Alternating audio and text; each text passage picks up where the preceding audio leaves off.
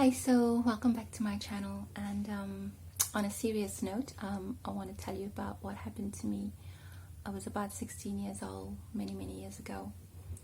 Okay, so let's begin. I hope you like the effects. Okay, so this is many years ago, and I was in high school, and I'd been visiting as usual after school. Mom would say, come straight home from school, and so on and so on, but you never listen as a teenager. And I'd visit my friends, and we'd be hanging out, and eating, drinking, whatever, doing girly stuff and whatever naughty things you got up to in those days. Anyway, so I got late, as I normally did, and I was like, oh my gosh, it's getting dark, I need to get back home. So where I lived, we had to go through we called it the grounds. It's a football field, and so I had to pass through there. If not, I had to walk along the road, which was longer. I don't know which was safer anyway. So my friend, I think she probably gave me a walk home, like a halfway walk, but then she had to go back because it was already, it must have been about maybe 7 or 8, but it was probably winter time, I think, and it was pretty dark. So anyway, I decided to take the shortcut, go through the grounds, the football field. And as I was walking, I remember it being cold, I was feeling cold. And I was only like a skinny little thing. I was very skinny in those days. And I wore a maroon tunic with a white shirt underneath. And it was quite a short uniform, you'd follow the fashion. Everybody's uniforms were short, so you'd wear a short uniform as well. I was walking home, and I know I was saying to myself, oh, here you've gone and done it again. You know how unsafe this is, how dangerous this is, anything could happen. And I'm walking really fast, and I'm just praying, Lord, just get me home safe. And there in the distance, I see a man. So there's the football field, and there's a little bit of a bank, and on the top is the road on the top, and he's standing between where the fence was broken. So there was a bit of a broken fence, and he's standing up on the top there. And I was freaked out. Okay, this wasn't just any man, because that would have freaked me out as well, but this was the man. So let me just tell you who this man was, okay? So you'll know exactly what I was going through. So when I was growing up, there used to be a man that was always, doing funny things in the area. One time he was, almost caught, but he escaped. He was lurking in the neighbor's yard. She was hanging up the washing, and he was watching her, but she saw him, and, she called the cops and so on, and he escaped from there. And another time, many times, we'd see him standing against the same football field, the fence, He'd be doing some inappropriate things. He'd be watching, because a lot of couples would come and just park there, and sit in their cars or, make out or things like that. And he'd be watching these couples, and he'd be doing, you can just imagine, I don't want to say what he was doing, and not even really hiding what he's doing for passers-by. So I knew, this man was a little bit, not right upstairs. So I was always very scared of him, and I must have been about 12 or 13, and I remember my younger brother, so he was 4 years younger, so if I was 12, he was about 8, and we'd see this man, and I'd say, duck or hide, or, let's go a different way, because I knew, he was crazy, he could do anything, and I was just petrified of him. I mean, we both were. And so anyway, I'm walking through this football field now, back to the story, and I can see him in the distance, and he always carried this bag. It was like a leather type of satchel, looked like a doctor's, the one that doctors carry. And I remember my older brother and sisters and my younger brother, we used to say, oh my gosh, I wonder what's inside his bag, maybe it's his tools, but not just his tools for work, it's like his slaughtering tools, if he catches somebody, he's going to cut you up or something like that. We talk all these stories as kids. But now it was actually happening for real, because I see him. It's dark, there's a few lights in the football field, and I've got nowhere to go because I can't go back. The area I was coming out of, there was lots of gangs and gangsters and everything. So I was like, oh, I just got to keep going. I got to do this. My home is there. When I get to home, I'm going to be safe. I don't know how I'm going to pass this man, but, I just got to keep going. So I keep going, and I don't know what to do. I'm thinking, I don't know anyone on the bottom street. And, the street was never lit up, like for some reason. Oh, it was so annoying because you're walking at night and the street lights are not working and so on. So he's not going anywhere. He's standing there and just watching and watching. So I don't go up towards, I would have probably gone up through the broken fence way, but he's there. So I went through a different way, but I still had to pass him on the road.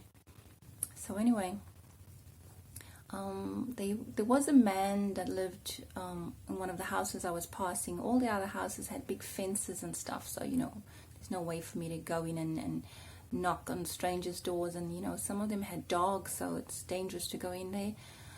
So anyway, I was thinking about going to this, I think he was a teacher in one of the schools, this house, but I changed my mind. I thought, what if I go into the yard? And I can actually see this man now. He's coming towards me very slowly. He's walking, and the road is very dark, and it's quite a narrow road. And so I decided not to go and knock on the door in case there's no one home, and this man actually gets me in the yard, where nobody will see what's happening. So I don't know what happened, what came over me, but I really believe it was my guardian angels. And Mom and Dad always taught me, to be streetwise and stuff like that. But so I keep walking. I am freaked out. I am crapping myself. I'm so scared. And I keep walking, and he's walking, and he's coming towards me, and he's getting closer, and it's pretty dark. And all of a sudden, I changed my whole persona. From shaking and scared and, almost crying to, I just changed, and I said, hello, I don't know where I got that strength from, but I said hello, and that threw him off, I could see, and I said, what's the time? I'm late, what's the time? And he just, he looked at me, and he looked at his watch. The minute his hand went up, I dashed past him. I ran for my life. And I don't even know how I did it, how I thought of it. It was in those split seconds. It wasn't a plan I had when I was walking. And I dashed past him, but he grabbed my arm and he pulled, but I wriggled. And, as I said, I was just a skinny little thing. I don't know where I got the strength from. I pulled my hand free and ran as fast as my skinny legs could carry me. And I could sort of sense and hear, he's behind me, but I didn't look. I just ran like the fastest 200, 300 meter sprint I could do. I was a very fast runner in those days as well at school. So thank you, Jesus, that helped. And I sort of glanced to the side of me as I was running, and he was chasing me. And I just ran and ran and ran for my life. When I got to the end of the road, there was a little bit of an embankment. And I knew the other houses now and the shortcuts there, and the neighbors there I knew. So I turned around and I saw he stopped because he couldn't catch me. And he knew I was a bit safer now out of the dark area. And I just went berserk at the man. I know he can't get me. I was hand signs and F's and B's, and I swore him, and I was so full of adrenaline, but so relieved, but so angry and so scared, and just swearing at him. And I'm gonna report you to the police and everything. And he just disappeared. Anyway, I went home and I told my brother and my family, and my brother's friend was a cop, so they found him one of the days in the area, and yeah, the police sorted him out, but they couldn't keep him, so he was out very, very, very shortly after. And the worst part of the story, well, it's not really, but anyway, it's about maybe 2 weeks later. I was at a bus stop,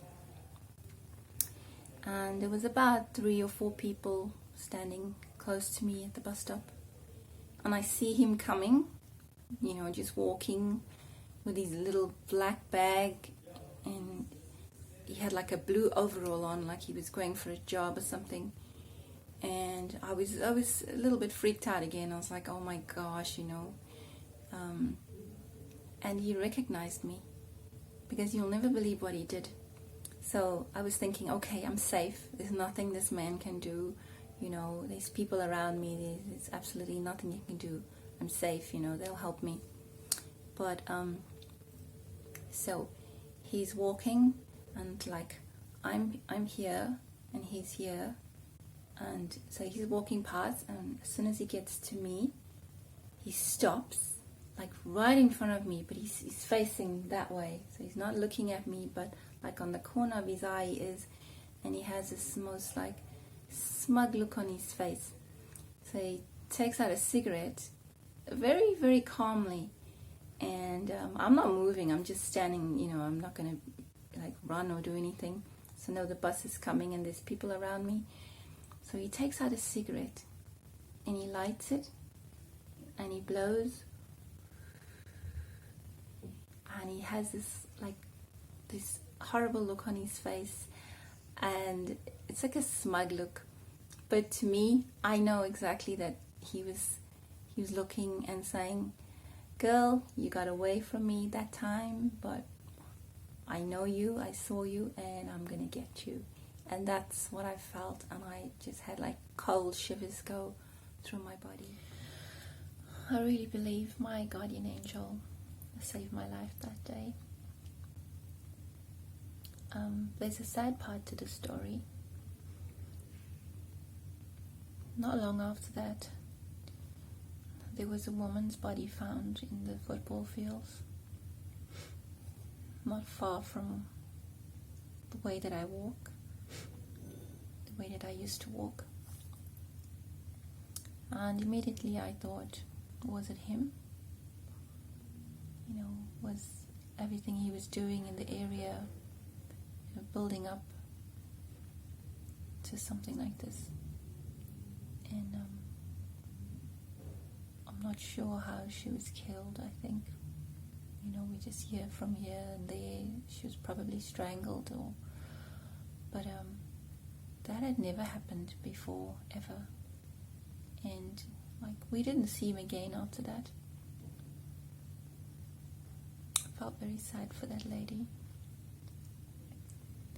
And maybe, it got too hot for him, and people were asking questions, and maybe the police were questioning him. I don't know.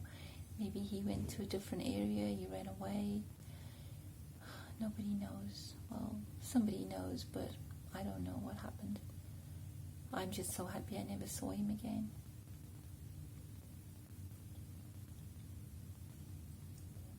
A few years later, I went traveling anyway, and all the family left from the area, so I didn't have to worry about that man anymore.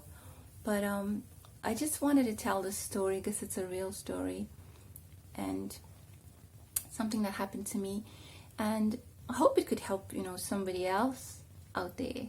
So you never know. So people, if you're in a situation and you're not sure what to do, and you're scared, or just try to be streetwise, just try to change the subject, change the situation by doing something crazy, or even if you have to point and say, what's that behind you or something, and run or dash for your life, or and so I hope you guys like my scary story. Well, it was very scary to me. And if you do like it, comment below, and hopefully you will subscribe as well. Okay? Thank you for listening to my scary story.